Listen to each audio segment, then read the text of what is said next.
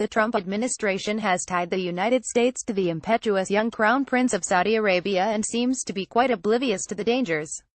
But they are growing every day. Saudi Arabia's King Salman and his favorite son, Crown Prince Mohammed bin Salman, have broken with the traditional patterns of consensual politics in the royal family, and the results are likely to be a much less stable kingdom with increasingly impulsive and erratic policies.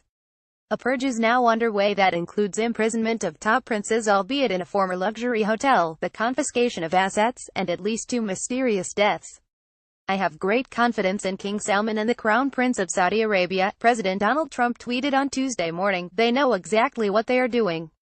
Then he went on, some of those they are harshly treating have been milking their country for years. Some of those they are harshly treating have been milking their country for years. Donald J. Trump at Real Donald Trump November 6, 2017. Earlier, the king sacked 2 sitting crown princes, Mukran bin Abdulaziz and Mohammed bin Nayef, a very close ally of the United States in the fight against terrorism, to advance his young son's prospects.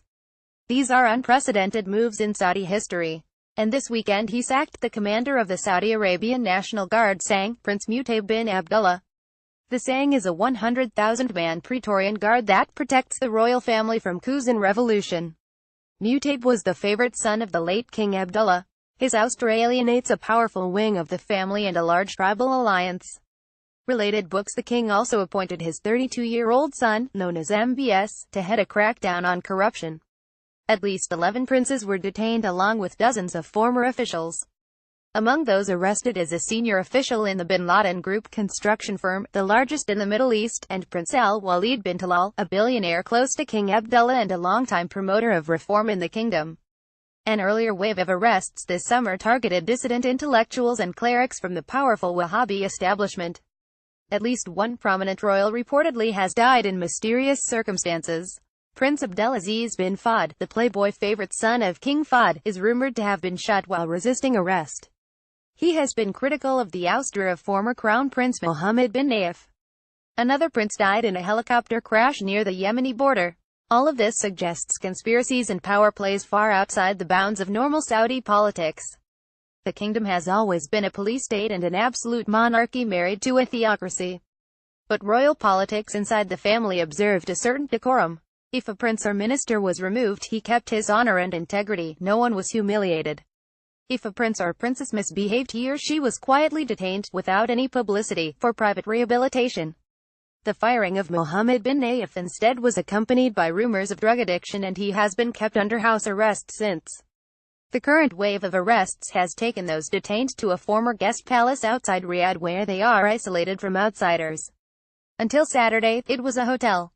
Powerful interest groups in the family have now seen their long-standing power centers stripped away. Their fortunes are being seized by the state, which is cash short due to low oil prices and wasteful spending. The young prince is making a lot of enemies. Adding more drama to the game, the pro-Iranian Houthi rebels in Yemen fired a ballistic missile at Riyadh's international airport on Saturday, which the Saudis claimed they intercepted with an American-made Patriot missile. This followed Houthi promises that all the capitals of the Saudi-led coalition fighting them will now be targeted by missiles. Abu Dhabi may be next. With Iranian technicians and expertise helping the Houthis, that threat is real. In response, the Royal Saudi Air Force is bombing Sana'a, the Yemeni capital, relentlessly. The 30-month-old war is Mohammed bin Salman's signature foreign policy.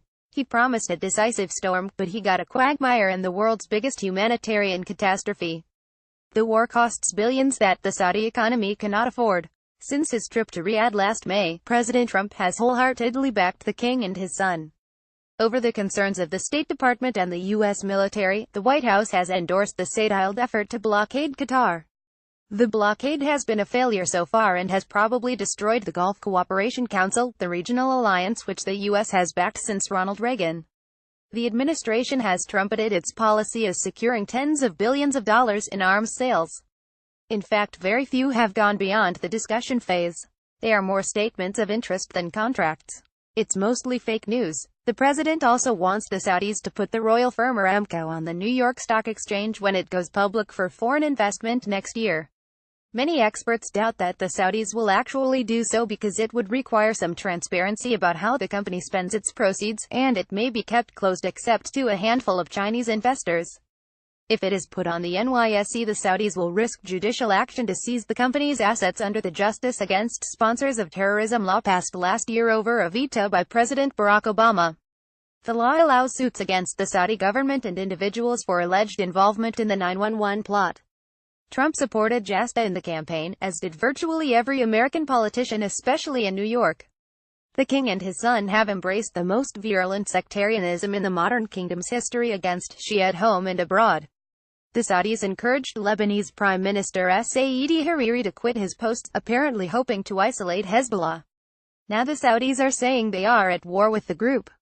Most likely the gambit will ricochet and benefit the Iranians and Hezbollah. Since the early 1960s, Saudi Arabia has been one of the most stable and predictable players in the Middle East. Aside from some terrorist threats, usually quickly eradicated by Mohammed bin Nayef, it has been a safe place to travel and invest. That all appears to be in doubt. Splintering the royal family is a dangerous approach. Arresting and perhaps even killing political opponents is not likely to encourage investors.